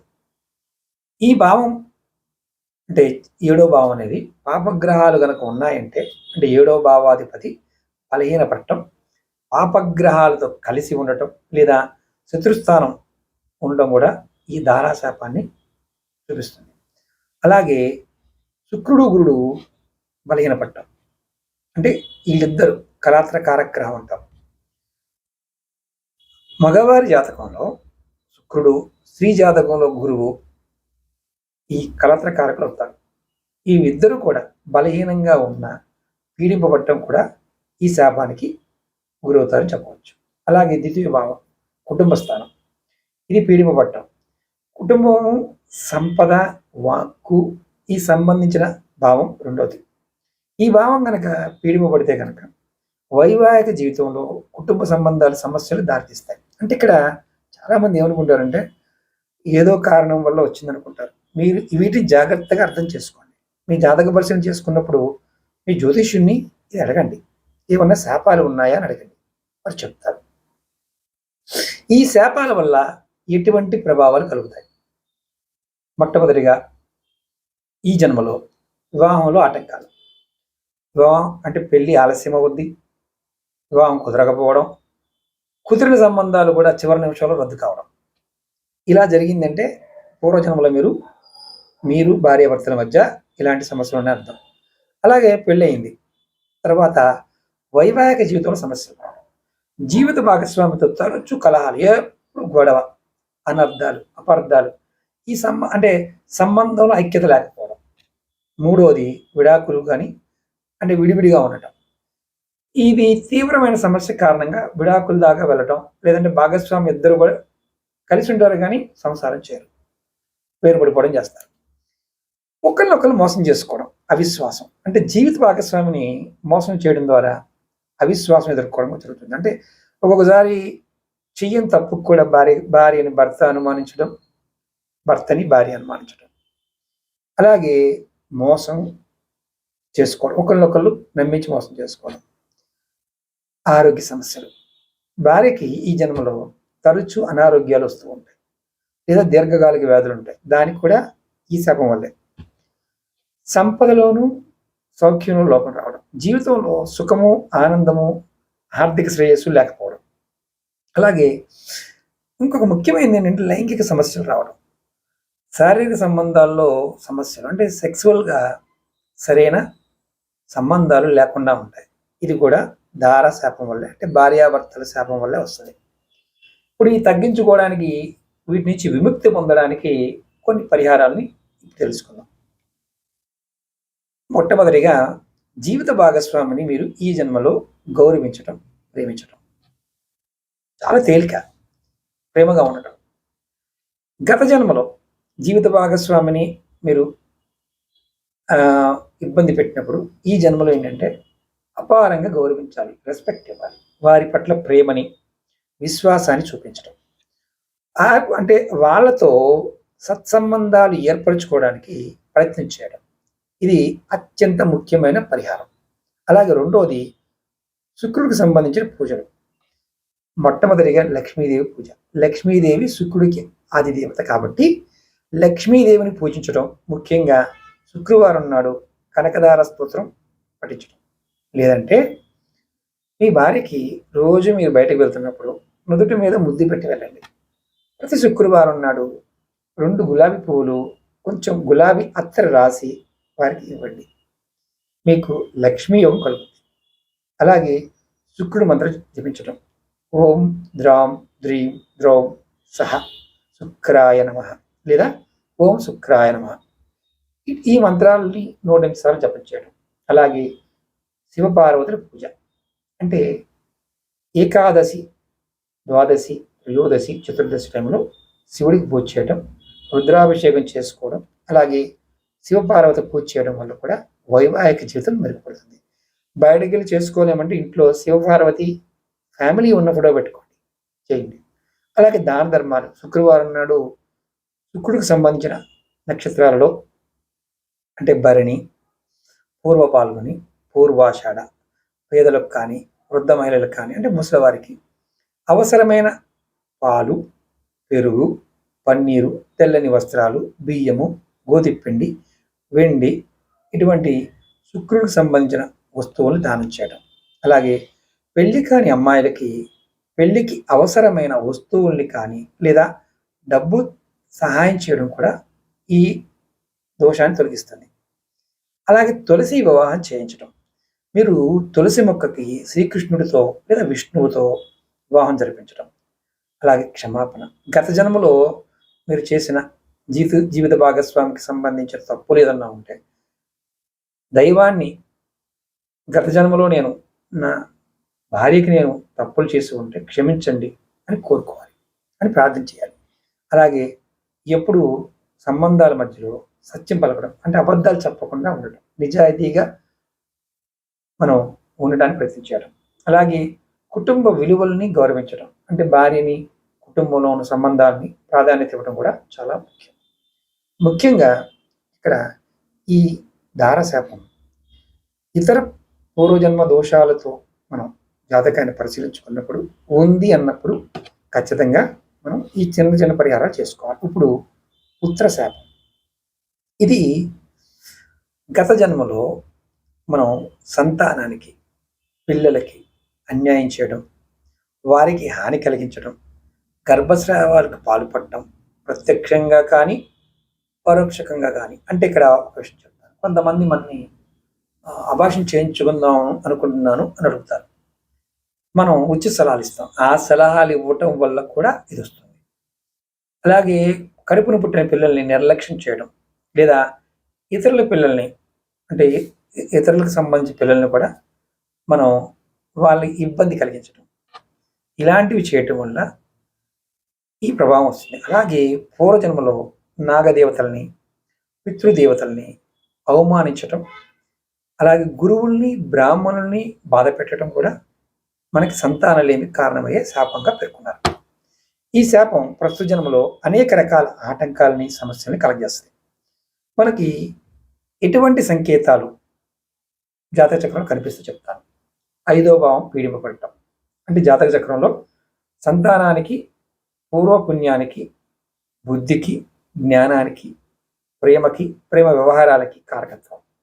ఈ భావంలో పాపగ్రహాలు శని కానీ, రాహు కానీ, కేతువు కానీ, కుజుడు ఉండటం వల్ల ఇది 5వ భావాధిపతి బలహీనపడటం, పాపగ్రహాలతో కలిసి ఉండటం లేదా శత్రుస్థానంలో ఉండటం ఇది పుత్రశాపాన్ని చూపిస్తుంది. అలాగే గురువు బలహీనంగా ఉండటం. జాతక చక్రంలో గురువు కనుక బలహీనంగా ఉన్నాడు అంటే గురువు సంతానకారకుడు, పుత్రకారకుడు. గురువు కనుక నిత్యస్థానంలో అంటే మకర రాశిలో అలాగే శత్రుక్షేత్రంలో కనుక ఉండటం లేదా ఇక్కడ మనం ముఖ్యంగా ఏంటంటే గురువు బలహీనపడటం వల్ల కూడా ఈ శాపం వస్తుందని చెప్పవచ్చు. కొంతమందికి ఏంటంటే గురువు బలహీనంగా ఉన్న పాపగ్రహాలు చూస్తూ ఉన్నప్పుడు ఇది వస్తుంది. అలాగే గురువు పాపగ్రహాలతో కలిసి ఉండటం అంటే ఏంటంటే రాహు, కేతువు, శని, కుజుడితో ఈ 4 గ్రహాలతో కలిసి ఉంటే వాటి దృష్టి వీటి మీద తీవ్రమైన పుత్రశాపాన్ని చూపిస్తుంది. గురువులో అంటే గురువు కూడా రాహుకేతువులతో కలిసిన గురు చండాల యోగం ఇది తీవ్రమైన పితృశాపంగా పరిగణించబడుతుంది. పుత్రశాపం. పితృశాపం కాదు, పుత్రశాపం. దీనివల్ల ఏంటంటే సంతానలేమి, సంతానం ఆలస్యం అవ్వటం లేదా సంతానానికి ఈ జన్మలో అనారోగ్య సమస్యలు వంటివి చూపిస్తాయి. గురుడు శని కలయిక వల్ల సంతానం ఆలస్యం అవ్వటం, సంతానంలో అంటే వయసులో ఒక ముందు ఎర్లీగా ఒక పిల్ల పుట్టిన తర్వాత లేటుగా పిల్లలు పుట్టడం, దానివల్ల సంతానంలో సడన్గా దుఃఖం రావడం కూడా జరుగుతుంది. అంటే వాళ్ళు ఇన్సిడెంట్ వల్ల, యాక్సిడెంట్ల వల్ల మరణించడం కూడా జరుగుతుంది. దానికి కారణం కూడా ఈ దోషం. అలాగే గురుడు కుజుడు కలయిక సంతానంలో విభేదాలు, గర్భస్రావాలు అవ్వడానికి అవకాశాలు, అలాగే సంతానకార గ్రహాలు సూర్యుడు, చంద్రుడు, కుజుడు, శుక్రుడు బలహీనతగా ఉండటం, స్త్రీ పురుషులు అన్నిట్లో ఇద్దరు జాతకాల్లో సంతాన కారకత్వం వహించే సూర్యుడు అంటే పురుష బీజం అంటాం, చంద్రుడు స్త్రీ బీజం, కుజుడు శక్తి బీజం, శుక్రుడు పునరుత్పత్తి అండాలు, శుక్రకణాలకు సంబంధించిన గ్రహాలకి చెప్తాం. ఇవి బలహీనంగా ఉండటం, ఇవి జన్మలో పాపగ్రహాలతో పీడింపబడటం వల్ల కూడా ఈ గ్రహాలన్నీ కూడా మనకి ఇబ్బంది కలిగిస్తాయి. ముఖ్యంగా నాగదోషం. రాహుకేతువులు లగ్నము 5వ భావము, 7వ భావము, 9వ భావం ఈ భావాల్లో ఉండటం కూడా, గురువుతో కలవడం కూడా సంతాన సమస్యలు, నాగశాపానికి పుత్రశాపంలో ఒక భాగమే. అలాగే పితృదోషం కూడా వస్తుంది. ఈ పితృశాపం ముఖ్యంగా మనకి ఈ దోషంతో పాటు ఇది కూడా కంబైండ్ అవుతుంది. సంతానలేమికి కారణం ఈ పితృశాపానికి దారితీయడానికి కూడా ఇది ఒక సమస్యగా ఉంటుంది. అంటే పుత్రశాపం పితృశాప దోషానికి కూడా కారణమవుతుంది. ఇప్పుడు ఎటువంటి భావాలు అంటే మనకి ఏంటంటే ఈ పితృశాపం అనేది చాలా వరకు మనం ముందు చెప్పుకున్నాం. పితృశాపం వల్ల ఎక్కువగా ఇలాంటి సమస్యలు వస్తాయి. ఈ పుత్రశాపం వల్ల కూడా కొన్ని సమస్యలు వస్తాయి. అంటే ఈ ప్రభావాలు ఎలా ఉంటే చెప్తాను. పిల్లల పుట్టలు, అలాగే గర్భధారణ జరిగే సమయంలో తీవ్రమైన లోపాలు ఉంటాయి. సంతానం ఆలస్యం, ఆడవాళ్ళకి ఫైబ్రాయిడ్స్ కావచ్చు, లేకపోతే నెలసరులు సరిగ్గా రాకపోవడం కావచ్చు, ఈ దోషం వల్ల కూడా జరుగుతుంది. అలాగే సంతానం ఆలస్యం అన్నీ బాగానే ఉంటాయి, హాస్పిటల్కి వెళ్తారు, చెక్ చేయించుకుంటారు, పిల్లలు కలగరు. వివాహం జరిగిన చాలా కాలం తర్వాత పిల్లలు అంటే చాలా రోజులు అయిపోయింది, పిల్లలు పుట్టకుండానే ఉంటారు. అలాగే పుట్టిన పిల్లలకి సమస్యలు రావడం, పిల్లలకి ఆరోగ్య సమస్యలు బాధపడటం, జన్యుపరమైన దోషాలు, ఇలాంటివి దీర్ఘకాలిక వ్యాధులు కూడా ఈ శాపం వల్లే వస్తాయి. అలాగే గర్భస్రావాలు, తరచూ కడుపు నిలబడదు, చనిపోయిన పిల్లలు పుడతారు, సంతానంతో సంబంధాలు దెబ్బతినటం, అంటే పుట్టిన వాళ్ళతో సత్సంబంధాలు లేకపోవడం, వారి వల్ల దుఃఖము, వారికి దూరంగా ఉండడం కూడా జరుగుతుంది. వంశ అభివృద్ధి అంటే ఇక్కడ సంతానం కలగకపోతే వంశాభివృద్ధి రాదు. అలాగే వారసులు లేకపోవడం కూడా జరుగుతుంది, ఆడపిల్లలు ఎక్కువ పుడతారు. మానసిక ఆందోళన, సంతానం లేకపోవడంతో పాటు సంతాన సమస్యల వల్ల తీవ్రమైన మానసిక ఒత్తిడి, నిరాశకు గురవుతారు. ఇప్పుడు ఎటువంటి పరిహారాలు చేసుకోవాలో చెప్తాను. ఈ పుత్రశాపం అంటే ఈ శాపం గత జన్మలో చేసిన పాపం వల్ల మనం ఈ జన్మలో కొన్ని పరిహారాలు చేస్తే ఆ సమస్యలు తగ్గిపోతాయి. ఇలా ఏం చేయాలయ్యా? సంతానం లేని వారికి సహాయం చేయడం, పిల్లలు లేని వారికి దంపతులకి మనం సహాయం చేయాలి. అనాథ పిల్లల్ని దత్తత తీసుకోవడం, లేదా వారి చదువుకి సంరక్షణకి ఆర్థికంగా మద్దతు ఇవ్వడం. అలాగే గురువుకి సంబంధించిన పూజలు చేయడం, అంటే సంతానానికి మనం శ్రీమన్నారాయణుడు కారకుడవుతాడు, ఆయన్ని మనం సంతాన గోపాలస్వామి అంటాం. ఆయన పూజ చేయటం, ఆయన మంత్రాన్ని జపం చేయటం. అలాగే ఎప్పుడూ కూడా ఆ సంతాన గోపాలస్వామి మంత్ర జపం చేస్తూ ఉన్న ఈ దోషం తొలుగుతుంది. అలాగే తిరుపతి వెంకటేశ్వర స్వామిని లేదా బాలకృష్ణుని పూజించడం, గోపాలని పూజించడం వల్ల సంతాన ప్రాప్తి కలుగుతుందని నమ్ముతారు. గురు మంత్ర జపం, ఓం బృహస్పతి నమః, ఈ మంత్రాన్నైనా బీజ మంత్రాన్ని జపం చేయడం. అలాగే దత్తాత్రేయ పూజ, దత్తాత్రేయుడిని మనం సంతానకారకుడుగా పూజ చేస్తాం కాబట్టి స్వామివారిని కనుక పూజ చేసిన సంతానం ఈ దోషాన్ని తొలగించుకోవచ్చు. అలాగే ఇప్పుడు పితృదోష నివారణ, ఈ పితృశాపం కూడా పుత్రశాపానికి కారణం కావచ్చు. కాబట్టి పితృదేవతలకు చేయవలసిన తిలాతర్పణాలు, శ్రాద్ధకర్మలు, పిండ ప్రదానాలు ఇటువంటి సక్రమంగా నిర్వహించండి. నాగదోష అన్నింటిలో ఇంకొకటి ఏంటంటే నాగశాపం కూడా ఈ సంతానాలేమి కారణం కావచ్చు. అందువల్ల నాగ ప్రతిష్ట, నాగపంచమి పూజలు, సుబ్రహ్మణ్య స్వామి పూజలు చేయడం కూడా మంచిది. దాన ధర్మాలు గురువారం నాడు పేద పిల్లలకి పసుపు రంగు వస్త్రాలు, పసుపు అంటే మనకి దినుసులు, పప్పు దినుసుల్లో శనగలు లాంటివి, పండ్లు, పుస్తకాలు దానం చేయడం మంచి ఫలితాన్ని ఇస్తుంది. ఎవరికైనా అర్హత ఉన్న బ్రాహ్మణులకి లేదా గురువులకి దానం చేయడం, ఆవులకి బెల్లము, అరటి పండ్లు తినిపించడం, అలాగే తీర్థయాత్ర చేయడం, గయ, నాసిక్ వంటి పితృకర్మలకు ప్రసిద్ధి చెందిన ప్రదేశాల్లో పుణ్యక్షేత్రాలు దర్శనం చేసుకోవడం, క్షమాపణ, గత జన్మలో పిల్లలకు కానీ గురువులకు కానీ చేసే తప్పులకి దైవాన్ని క్షమించమని ప్రార్థించాలి. అలాగే ఆత్మశుద్ధి, ధ్యానము, యోగా, ఇతర ఆధ్యాత్మిక కార్యక్రమాలు చేయటం మనసుని ఎప్పుడు ప్రశాంతంగా ఉంచుకోవడానికి, ప్రతికూలమైన కర్మల ప్రభావాన్ని తట్టుకునే శక్తి లభించడానికి చేయాలి. ఇది మీకు జీవితంలో జరుగుతూ ఉంటే మీకు ఉన్నట్లు లెక్క. లేదంటే మీరు జాతకాన్ని పరిశీలింప చేసుకోండి. అలాగే మాతల శాపం అంటే మేనమామల శాపం. మేనమామ అంటే ఎవరు? తల్లి సోదరుడు అని అర్థం. గత జన్మలో గనక మేనమామకి అన్యాయం చేయడం, ఆయన్ని అవమానపరచడం, ఆయనకి హాని కలిగించడం, లేదా ఆయనకి సంబంధించిన బాధ్యతలు సక్రమంగా నిర్వర్తించకపోవడం, ఇటువంటి కర్మల ద్వారా ఈ శాపం వస్తుంది. అలాగే కొన్ని సందర్భాల్లో మేనమామ కుటుంబానికి ద్రోహం చేయడం, లేదా వారి ఆస్తికి సంబంధించిన అపహరించడం, వారి ఆస్తిని మనం లాక్కోవడం ఈ శాపానికి కారణం అవ్వచ్చు.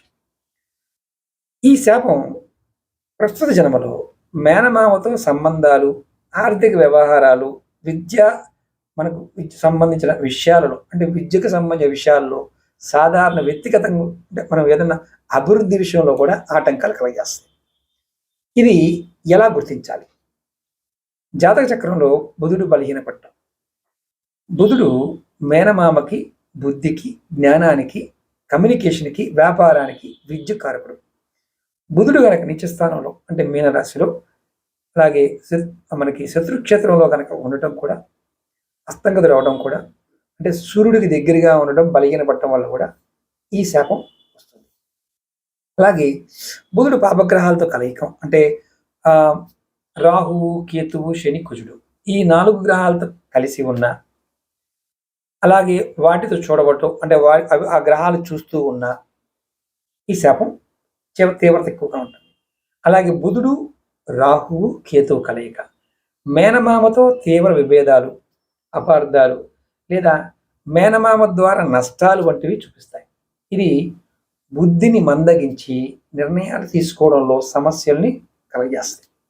అలాగే ముఖ్యంగా బుధుడు, శని కలయిక మేనమామతో దూరము, వారి మధ్య సంబంధాల్లో అసలు లేకపోవడం, లేదా మేనమామకి కష్టాలు వంటివి కనిపిస్తాయి.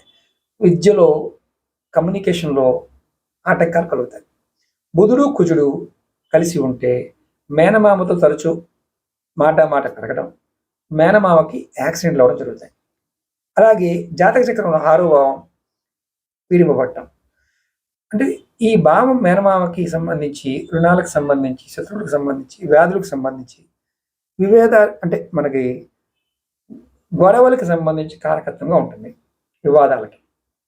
ఈ భావం పాపగ్రహాలతో ఉండటం లేదా పాపగ్రహాలతో కలిసి ఉండటం, పీడింపబడటం ఈ శాపాన్ని చూపిస్తుంది.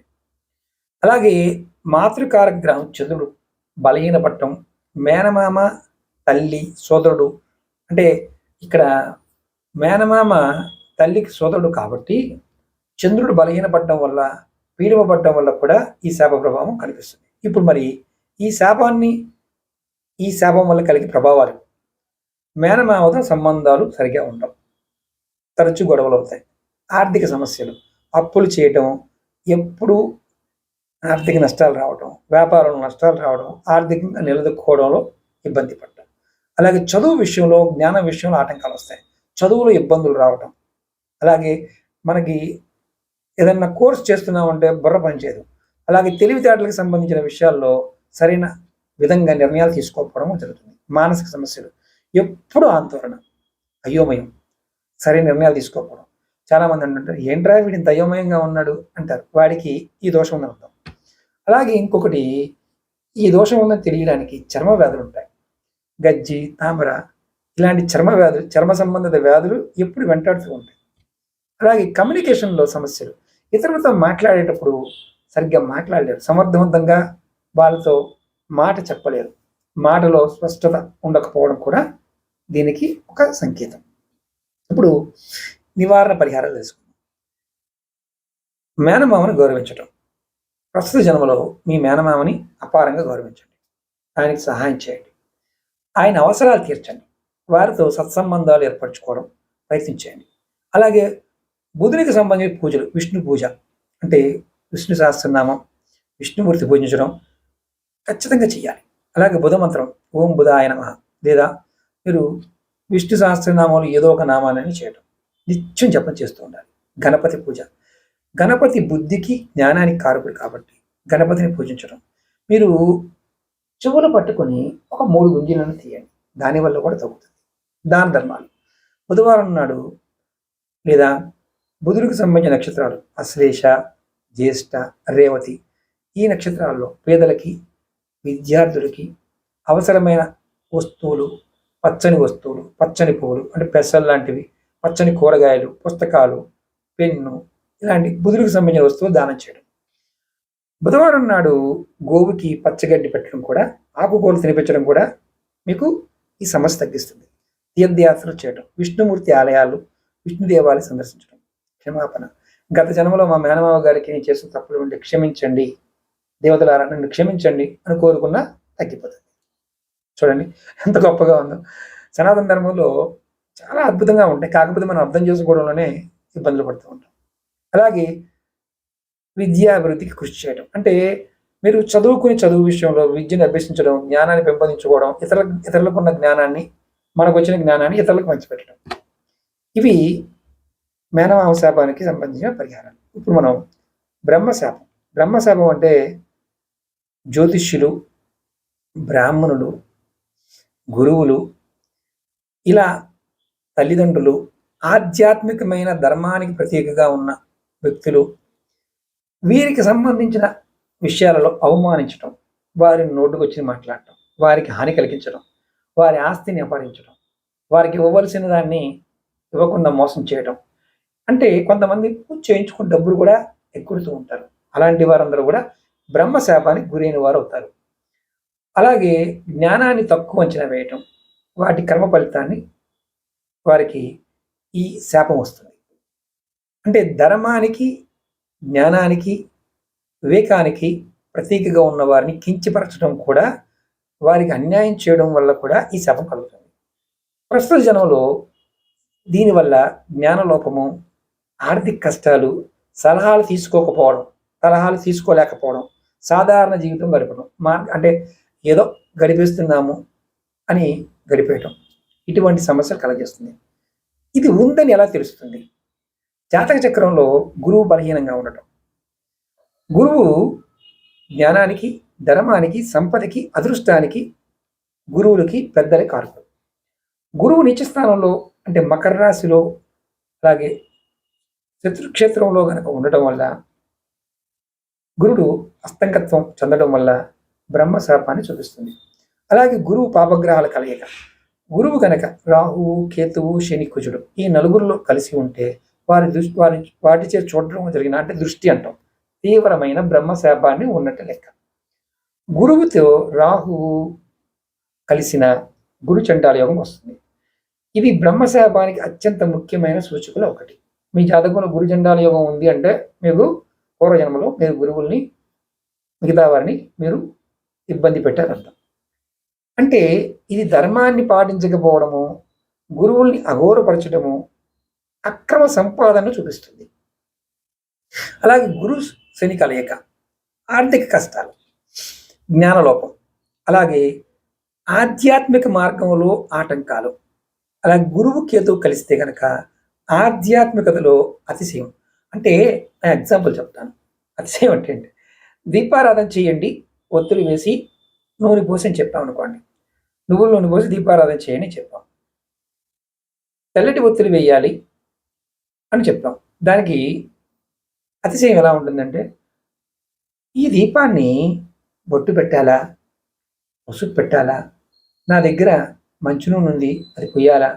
ఆముదం ఉంది, పొయ్యొచ్చా?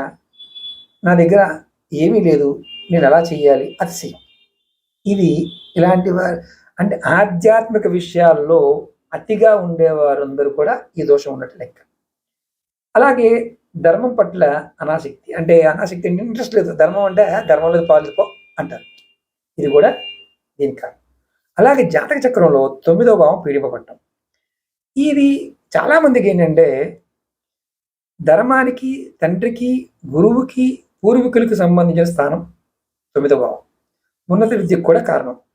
ఈ భావం కనుక పాపగ్రహాలు ఉండటం వల్ల, ఈ 9వ భావాధిపతి బలహీనపడటం వల్ల, పాపగ్రహాలతో కలిసి ఉండటం వల్ల, శత్రుస్థానంలో ఉండడం వల్ల బ్రహ్మశాపాన్ని చూపిస్తుంది. అలాగే ముఖ్యంగా లగ్నాధిపతి బలహీనపడటం. లగ్నాధిపతి జాతకరీత్యా బలహీనపడితే పాపగ్రహాలతో కలిసి ఉండటం వల్ల కూడా ఈ గత జన్మ కర్మ ప్రభావం బ్రహ్మశాపాన్ని చూపిస్తుంది. ఇప్పుడు మరి ఎలాంటి ప్రభావాలు కలుగుతాయి అంటే, అసలు మనం ఇప్పుడు చెప్పుకున్నది ఏంటంటే ఏ స్థానంలో ఉంటే ప్రభావం ఉంటుంది. ఇప్పుడు ఎలాంటి ప్రభావాలు ఉంటాయి? మొట్టమొదటిగా జ్ఞానలోపం, విద్యలో ఆటంకాలు, ఎంత ప్రయత్నించినా జ్ఞానాన్ని పొందలేకపోవడం, చదువులో వెనకబడటం, లేదా ఉన్నత విద్యలో ఆటంకాలు. కొంతమంది ఉన్నత విద్యలో ఆగిపోతారు. ఆర్థిక సమస్యలు, అప్పులు, దరిద్ర బాధ, వ్యాపారంలో నష్టం, ఎంత సంపాదించినా డబ్బు నిలబడకపోవడం, అలాగే గైడెన్స్ లేకపోవడం, జీవితంలో సరైన సలహాలు లభించవు, తప్పుడు నిర్ణయాలు తీసుకోవడం, లేదా సరైన మార్గాన్ని ఎంచుకోకపోవడం, అలాగే సంతాన సమస్యలు.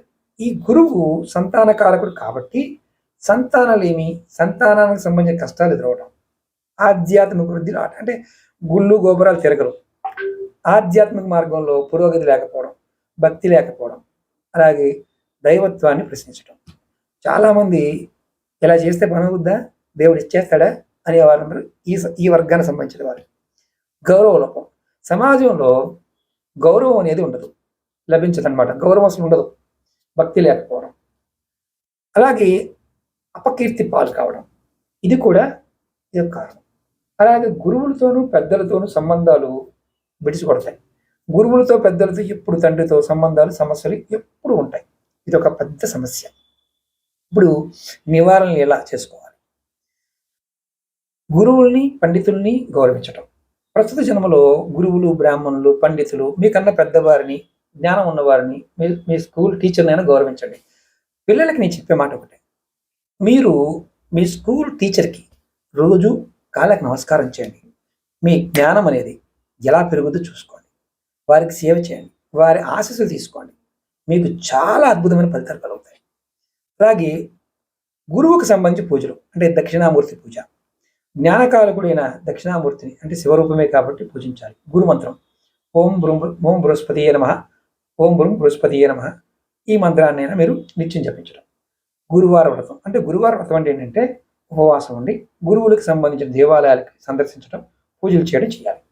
అలాగే విష్ణు సహస్రనామ పారాయణ చేయడం. మీరు ఈ దోషం ఉన్నవారు ప్రతిరోజు ఒక్కసారన్నా విష్ణువుని గురువుగా భావించి, గురువులకు ఆదిదేవుడు కాబట్టి విష్ణు సహస్రనామాన్ని కనుక పఠిస్తే సమస్యలు తీరిపోతాయి. అలాగే దాన ధర్మాలు. గురువారం నాడు గురువులకు సంబంధించిన నక్షత్రంలో, అంటే పునర్వస, విశాఖ, పూర్వభద్ర, పేద విద్యార్థులకి, బ్రాహ్మణులకి, గురువులకి పసుపు రంగు వస్త్రాలు, పసుపు మిరపప్పు దినుసులు, శనగలు, పండ్లు, పుస్తకాలు, బంగారం వంటివి గురువుకి సంబంధించిన వస్తువులు దానం చేయడం. జ్ఞాన వృద్ధి, అంటే మనకి బుద్ధి మంచిగా ఉంటేనే మన జ్ఞానం పెరుగుతుంది. పేద పాఠశాలలకి, సంస్థలకి దానం చేయడం కూడా, మీకు ఆర్థిక సహాయం చేయడం కూడా మీకు మంచి ఫలితాలు ఇస్తాయి. అలాగే ఇక్కడ ముఖ్యంగా పితృదోష నివారణ. పితృశాపం వల్ల కూడా బ్రహ్మశాపం సంబంధం కలిగి ఉంటుంది. కాబట్టి పితృదేవతలకు చేయవలసిన తిలాతర్పణాలు, శారద కర్మలు ఇలాంటి సక్రమంగా నిర్వహించండి. క్షమాపణ. బ్రాహ్మణులకి, గురువులకి చేసిన తప్పులకి దైవాన్ని క్షమించమని కోరుకోండి. అలా రోజు చేస్తే చాలు, ఇంక వేరే ఇది కూడా అవసరం. ధర్మబద్ధమైన జీవితం, ధర్మాన్ని పాటించడం, సత్యం పలకటం, న్యాయంగా వ్యవహరించడం మరియు నిస్వార్థంగా సేవ చేయడం, ఈ బ్రాహ్మ శాపాన్ని తొలగించుకోవచ్చు. ఆధ్యాత్మిక గ్రంథాలు చదవడం, అంటే వేదాలు, ఉపనిషత్తులు, భగవద్గీత, ఇటువంటి గ్రంథాలు, పురాణాలు ఈ చదవడం వల్ల కూడా మనకి వాటి సారాన్ని అర్థం చేసుకోవడం వల్ల కూడా ఈ శాపం నివారణ జరుగుతుంది. ఇది జాతక పరిశీలన చేయించుకొని మీరు చేసుకోవచ్చు. ఇప్పుడు సర్పశాపం గురించి తెలుసుకుందాం. ఈ సర్పశాపం అనేది నాగదోషం అంటాం. ఇది ముఖ్యంగా పూర్వజన్మ దోషం. గత జన్మలో మీరు పాములకి, సర్పాలకి అన్యాయం చేయడం, వాటిని హాని చేయటం, వాటి పుట్టలను తొలగించటం, వాటిని చంపటం, నాగదేవతలను అఘోరపరచటం, ఇవన్నీ ధ్వంసం చేయడం లాంటివన్నీ కూడా, అలాగే నాగ ప్రతిమలను ధ్వంసం చేయడం, ఇటువంటి కర్మల ఫలితంగా ఈ శాపం ఏర్పడుతుంది. అయితే ఈ శాపం ప్రస్తుత జన్మలో ఆరోగ్యం మీద, సంతానం మీద, వైవాహిక జీవితంలో, సాధారణంగా జీవితంలో స్థిరత్వం విషయంలో తీవ్రమైన ఆటంకాన్ని కలుగజేస్తుంది. ఇది దేనివల్ల వస్తుంది అంటే మనకి ఎలా కనిపిస్తుంది, ఎలా తెలుసుకోవాలి? జాతక చక్రంలో రాహువు, కేతువు చాలా కీలక పాత్ర పోషిస్తారు. రాహువు, కేతువు సర్పకారకులు. ఈ రెండు గ్రహాలు జాతకంలో బలహీనంగా ఉండటం లేదా ముఖ్యమైన భాగాలు అంటే రాసుల్లో స్థానాల్లో కలిగి ఉండడం ఈ సర్పశాపాన్ని చూపిస్తుంది. గ్రహణ దోషం, సూర్యుడు లేదా చంద్రుడు రాహు లేదా కేతువుతో కలిసి ఉన్న ఈ దోషం వస్తుంది. అలాగే సూర్యుడు రాహు కేతువులతో కలిసి ఉన్న ఏంటంటే సూర్యుడు మనం ఇంతకుముందు కూడా చెప్పుకున్నాం, ఇలా కలిసి ఉంటే పితృదోషాన్ని కూడా చూపిస్తుంది. ఇది తరచుగా సంతానలేమికి లేదా తండ్రికి సంబంధించిన సమస్యలు దారితీస్తుంది. అలాగే చంద్రుడితో రాహుకేతు కలిసి ఉండటం మాతృదోషాన్ని మనం ముందు చెప్పుకున్నాం. అలాగే ఈ తల్లికి సంబంధించిన అనారోగ్యాన్ని, తల్లితో సంబంధ బాంధవ్యాలని సమస్యలు కలగజేస్తుంది. కాలసర్పదోషం రాహు మరియు కేతువు మధ్య మిగతా అన్ని గ్రహాలు బంధించి ఉన్నప్పుడు ఈ దోషం ఏర్పడుతుంది. ఇది సర్పశాపానికి ఒక తీవ్రమైన రూపంగా చెప్తారు. అయితే జీవితంలో అనేక రంగాలలో తీవ్రమైన ఆటంకాలు కలుగుతూ ఉంటాయి. జాతక చక్రంలో 5వ భావం పీడిమపట్టం, 5వ భావం సంతానము, రాహుకేతులు వంటి పాపగ్రహాలతో పీడిమపడితే ఇది సర్పశాపం వల్ల కలిగే సంతాన సమస్యలు చూపిస్తుంది. 7వ భావం పీడిమపడటం, ఈ 7వ భావం వైవాహిక స్థానం అంటే రాహుకేతువులతో పీడిమపడితే ఇక్కడ వైవాహిక జీవితంలో సమస్యలు లేదా భాగస్వామితో విభేదాలు వస్తాయి. అలాగే గురువు బలహీనపడటం, గురువు సంతాన కారకుడు రాహుకేతువులతో కలిసి ఉంటే గురు చండాల యోగం ఏర్పడుతుంది. ఇది నాగదోష ప్రభావంతో సంతాన సమస్యలు కలుగుతాయి. అలాగే కుజుడు బలహీనపడటం, కుజుడు మరియు రాహుకేతువులతో కలయిక ప్రమాదాలు, చర్మ వ్యాధులు, రక్త సంబంధిత వ్యాధులు సమస్యలు కలగజేస్తాయి. ఈ సర్పశాపం వల్ల కలిగే నష్టాలని చెప్తాను. మొట్టమొదటిగా సంతానలేమి, సంతాన సమస్యలు, పిల్లలు కలగకపోవడం, గర్భస్రావం అవటం, పుట్టిన పిల్లలు అనారోగ్యంతో ఉండటం, పిల్లల వల్ల దుఃఖం ఏర్పడటం, ఇది సర్పదోషం వల్ల కలిగే అత్యంత సాధారణమైన మనం గుర్తించదగిన ప్రభావం. అలాగే వైవాహిక జీవితంలో సమస్యలు, వివాహం ఆలస్యం కావడం, వైవాహిక జీవితంలో కలహాలు రావడం, విడాకులు రావడం, జీవిత భాగస్వామితో సంబంధం సరిగా లేకపోవడం, ఆరోగ్య సమస్యలు, చర్మ వ్యాధులు, ఎలర్జీలు, నరాల బలహీనత, వెన్నుముక్క సమస్యలు, ఊపిరితిత్తు సమస్యలు, ముఖ్యంగా అస్తమా, గుండె సంబంధిత సమస్యలు, ఇవన్నీ కూడా దీనివల్లే వస్తాయి. ఆర్థిక కష్టాలు, ఎంత ప్రయత్నించినా ఆర్థికంగా నిలదొక్కుకోలేకపోవడం, నష్టాలు రావడం, అప్పులు రావడం, అలాగే ఎప్పుడు భయము, ఆందోళన కలగడం, నిరంతరం భయం అంటే ఏదో చిరికిపోతుంది, ఆందోళన, నిద్ర లేకపోవడం కూడా దీనివల్లే. పీడకలలు, ముఖ్యంగా పాములు లాంటివి కళ్ళలో కనిపిస్తున్నాయంటే మీకు ఇది శాపం ఉందని అర్థం. అలాగే విద్యా సంబంధమైన సమస్యలు, చదువులు ఆటంకాలు రావడం, నిర్ణయాలు తీసుకోకపోవడం. ఇంకొకటి ఏంటంటే చాలా ముఖ్యమైనది పొరుగు నష్టం, అకారణంగా నిందలు, సమాజంలో పొరుగు కోల్పోవడం, దురదృష్టం, అనుకున్న పనులు జరగకపోవడం, తరచుగా ఆటంకాలు రావడం, ఇవన్నీ కూడా సర్పశాపం వల్ల వస్తాయి. మరి ఈ సర్పశాప నివారణకి ఏం చేయాలి? మొట్టమొదటిగా నాగదేవతను పూజించడం. ఎలా? సుబ్రహ్మణ్య స్వామి పూజ చేయడం. నాగదేవత అధిపతి కాబట్టి ఆయన పూజించడం ద్వారా సర్పదోష నివారణ జరుగుతుంది. అలాగే దేవాలయానికి వెళ్ళటం, ఉదాహరణకి సుబ్రహ్మణ్య స్వామికి సంబంధించిన కుక్కే సుబ్రహ్మణ్య స్వామి అంటే మనకి ఊర్లోనే వెళ్ళొచ్చు, కాళహస్తి వెళ్ళటం, అక్కడ సందర్శించి పూజ చేసుకోవడం. నాగపంచమి, అంటే ప్రతి నెలలో చవితి రోజున, పంచమి రోజున మనకి పాములు పుట్టల్లో పాలు పోయడం కానీ, విగ్రహాల మీద పాలు పోయడం కానీ చేయడం. అంటే నాగపంచమి, నాగుల చవితి వంటి పండుగల రోజున పుట్టలో పాలు పోయడం, పూజ చేయడం కూడా మంచిది. నాగప్రతిష్ఠ, రావి చెట్టు కింద నాగదేవత విగ్రహాన్ని ప్రతిష్ఠించడం ద్వారా కూడా, అంటే ఆలయంలో వాటికి పూజ చేయడం ద్వారా కూడా ఈ సమస్య తగ్గుతుంది. అలాగే రుద్రహోమం, త్రయంబక హోమం. అంటే శివుడికి సంబంధించిన హోమాల్లో ఈ 2 చాలా ఇంపార్టెంట్. శివుడు సర్పాలకి ఆభరణాలుగా ధరించాడు కాబట్టి శివుడిని పూజించడం, రుద్రాభిషేకం చేయటం, అలాగే త్రయంబక హోమం చేయడం కూడా మంచి ఫలితాన్ని ఇస్తుంది. అలాగే కాలసర్ప పూజలు అంటే కాలసర్ప దోష నివారణ పూజలు చేసుకోవడం. జాతకంలో కాలసర్ప దోషం ఉన్నవారికి దానికి సంబంధించిన ప్రత్యేక పూజలు, ఉదాహరణకి నాసిక్లో కానీ మన త్రయంబకేశ్వరంలో కానీ చేయించుకోవడం. దాన ధర్మాలు, నల్ల నువ్వులు, నల్ల శనగలు, రాహువు కేతువుకు సంబంధించిన వస్తువులు, ఉదాహరణకు ఉలవలు దానం చేయడం. అలాగే పేదలకి, నిస్సహాయులకి సహాయం చేయడం, పాము కాటుకు గురైన వారికి సహాయం చేయడం, గోవులకి సేవ చేయడం, వాటికి ఆహారం ఇవ్వడం, పిల్లలకి అనాథలకు సేవ చేయడం, సంతాన సమస్యలు ఉన్నవారు అనాథ పిల్లలకి సహాయం చేయటం, సేవ చేయండి. వారి విద్యకి సంరక్షకులుగా ఉండండి, మీకు సమస్య తీరిపోతుంది. క్షమాపణ, నేను గత జన్మలో చేసిన తప్పులకి, సర్పాలకి చేసిన తప్పులకి దైవాన్ని క్షమించమని కోరుకోండి. ఇవన్నిటికి కూడా ప్రతిరోజు క్షమాపణ కోరుకుంటే చాలు, ఈ శాపాలకి ఫలితం వస్తుంది. అలాగే నవగ్రహ శాంతి పూజ, మీరు నవగ్రహాలయాల్లో మీరు అక్కడి గుడికి వెళ్ళినప్పుడు రాహు కేతువులకి శాంతి పూజ చేయించుకోండి. ఇక్కడ జాతకంలో మీరు ఇతర దోషాలు ఉన్నాయి, వాటితో పాటు మీరు జాతక పరిశీలన చేయించుకున్నప్పుడు దీన్ని మీకు అర్థమవుతుంది. ఇప్పుడు పితామహ శాపం అంటే ఏంటి? చాలామందికి తాత తండ్రి తండ్రి అంటే తాత తండ్రి తండ్రి లేదా మన పూర్వీకులు అర్థం.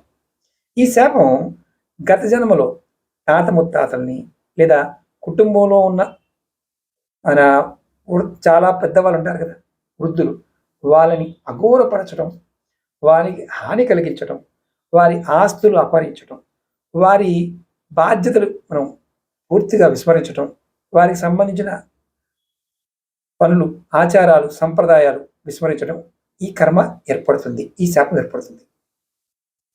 ఈ శాపం పితృశాపంలో ఒక భాగం. ఎందుకంటే పితృశాపం తండ్రి మరియు తండ్రి పూర్వీకులందరూ చూపిస్తుంది. అయితే పితామహ శాపం ప్రత్యేకంగా తాతలు మరియు తరతరాల వారి యొక్క కర్మలకు సంబంధించిన వారి యొక్క సూచనగా మనం భావించాలి. ఈ శాపం దేని మీద ప్రభావం చూపిస్తుందంటే వంశ అభివృద్ధి, పిల్లలు, మీ కుటుంబంలో స్థిరత్వం, ఆర్థిక శ్రేయస్సు, ఇలాంటి అదృష్టం అనే విషయం ఉంటుంది కదా, దానిలో ఆటంకాలు వస్తాయి.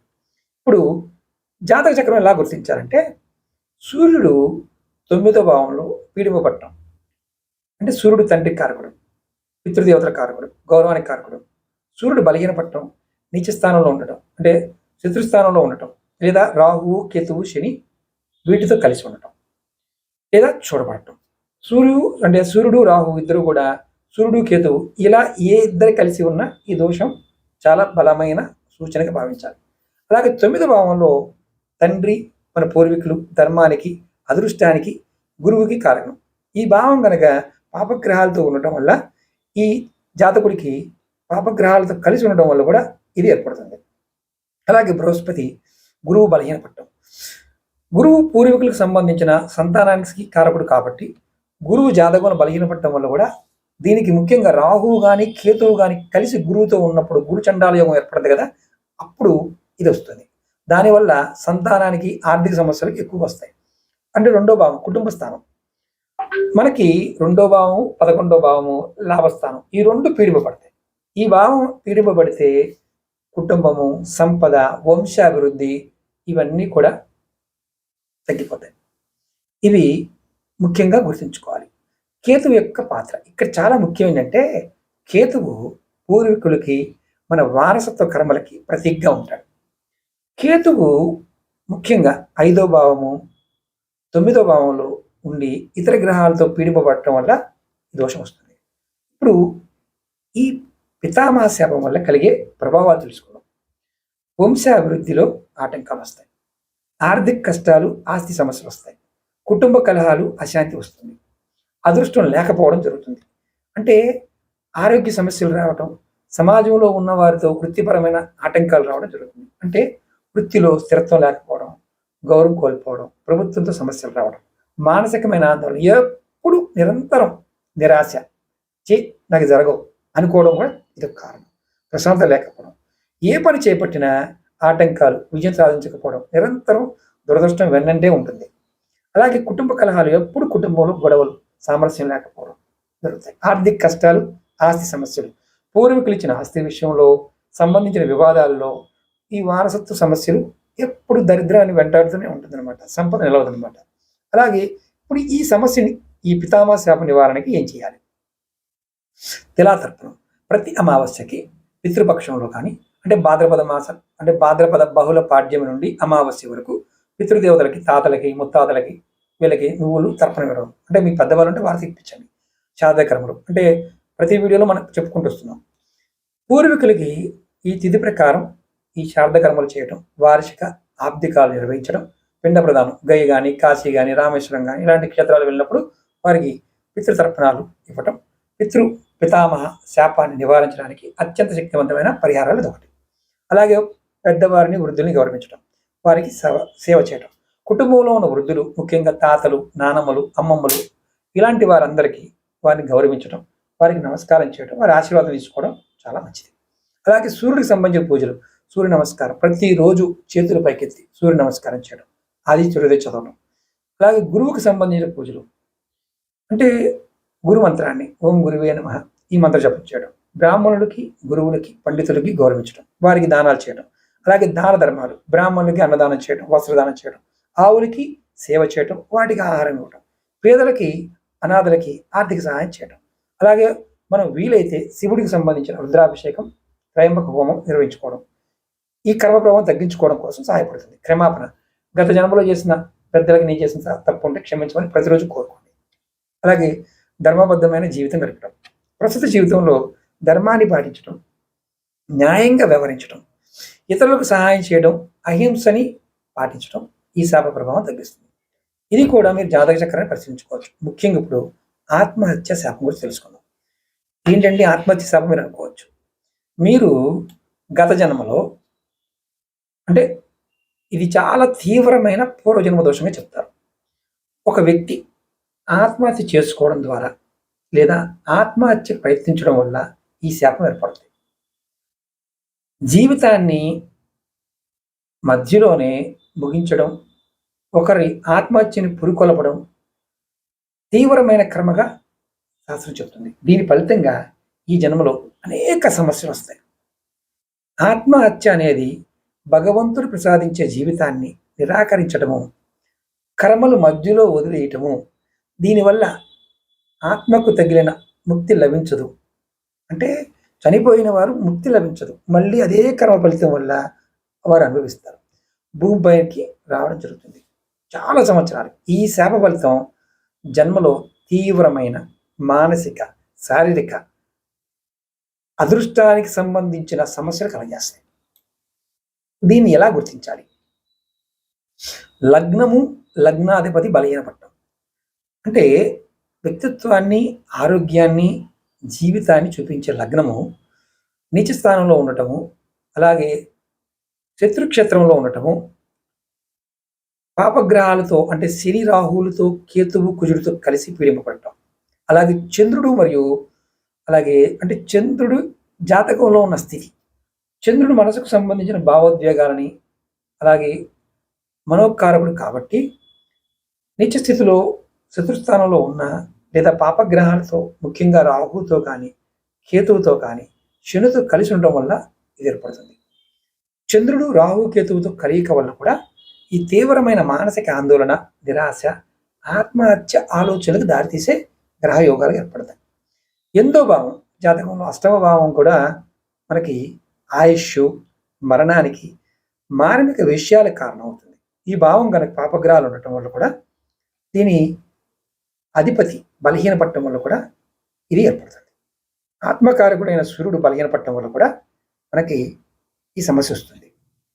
అంటే సూర్యుడు పాపగ్రహాలతో కలిసి ఉండటం వల్ల జీవితం పట్ల నిరాశ వస్తుంది. అలాగే కుజుడు, శని ప్రభావం, కుజుడు క్రోధానికి, ఆవేశానికి, శని నిరాశకి, జీవితం పట్ల నిస్పృహకి కారకవుతారు.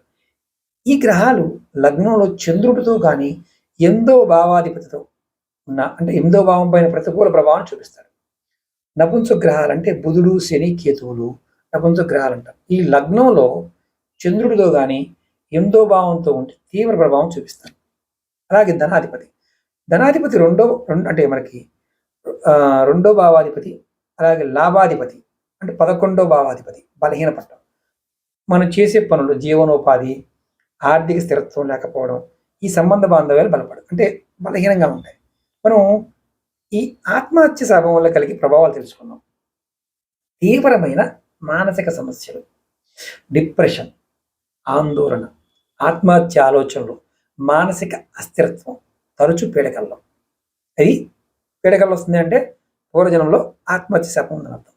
అలాగే జీవశక్తి లోపం అంటే జీవితం పట్ల ఆసక్తి లేకపోవడం, ఎందుకు నేను బతికేం చేస్తాను అనుకోవడం కూడా ఈ శాపం ఫలితమే. నిరాశ, ఏ పనిలోనూ ఉత్సాహం లేకపోవడం, అదృష్టం లేకపోవడం, ఏ పని చేపట్టినా నాకు ఇది అవ్వదండి అనుకునే మానసిక స్థితి, నిరంతరం ఆటంకాలు, దురదృష్టం వెంటాడటం, ఆరోగ్య సమస్యలు, దీర్ఘకాలిక వ్యాధులు, తరచు అనారోగ్యాలు, ఎప్పుడు అంతుచక్కని రోగాలతో బాధపడటం, సంబంధ బాంధవ్యాలు సమస్యలు, ఇతరులతో సరిగ్గా లేకపోవడం, ఒంటరితనం, ఒంటరిగా ఉంటున్నాను అనేవాడికి ఈ శాపం ఉంది అర్థం.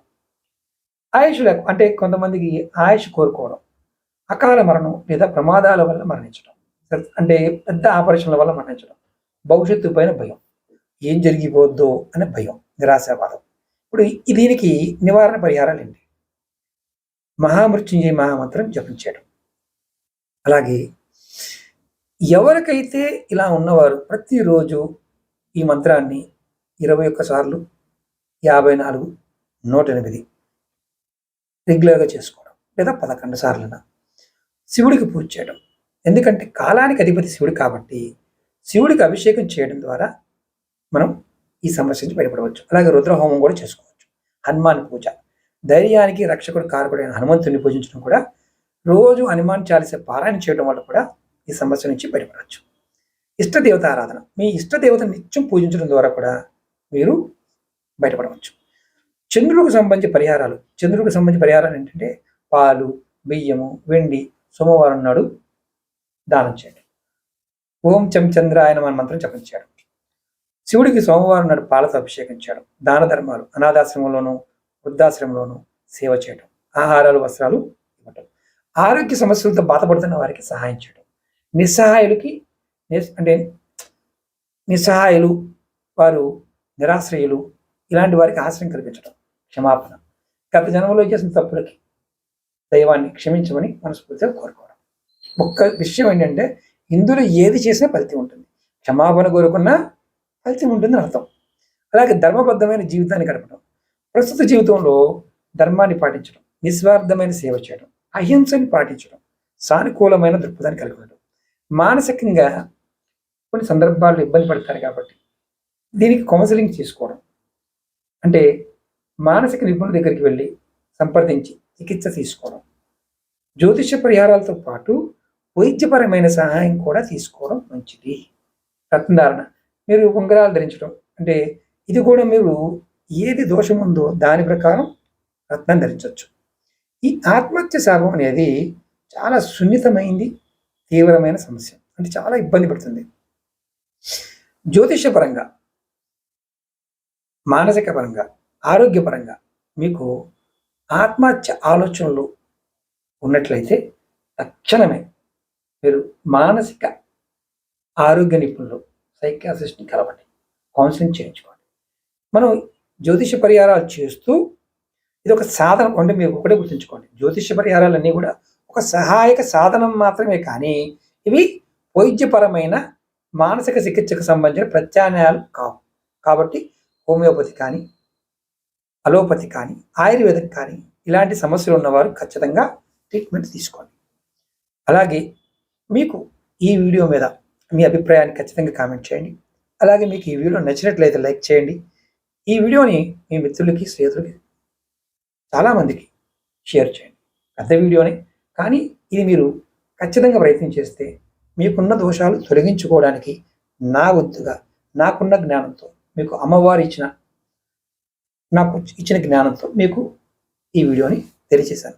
ఇలాంటి విషయాలు మీకు ఇంట్రెస్ట్ ఉంటే ఖచ్చితంగా కామెంట్ చేయండి. ఇలాంటి సబ్జెక్ట్ మీద మళ్ళీ వీడియోలు చేస్తాను. ఓం నమః శివాయ, శ్రీమాత్రే నమః.